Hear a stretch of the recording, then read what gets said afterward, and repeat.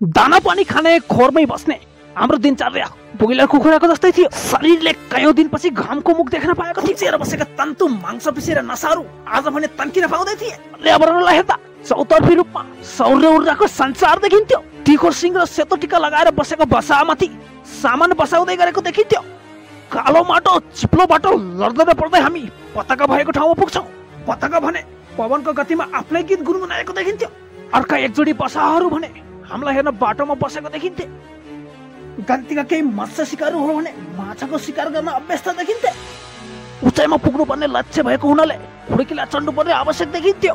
अनन्तसम्म फैलिएका खुड्किलाहरूले गर्दा शरीरमा कष्टको आभास भइरहेको थियो। नीलो गगनको छवि भने धरतीमा प्रतिबिम्बित भएको देखिन्थ्यो। केही सेता मेघहरू भने पहाडलाई छाया दिँदै गर्दा देखिन्थे। सांसारिक मायाबाट अजित भई एक युवक झोली बोकी मुक्तिको खोजीमा हिँडेको देखिन्थे। विशाल अटल अदम अकल्पनीय पर्वत श्रेणीहरूले गर्दा यात्राको अध्याय अझै लम्बिने देखिन्थ्यो।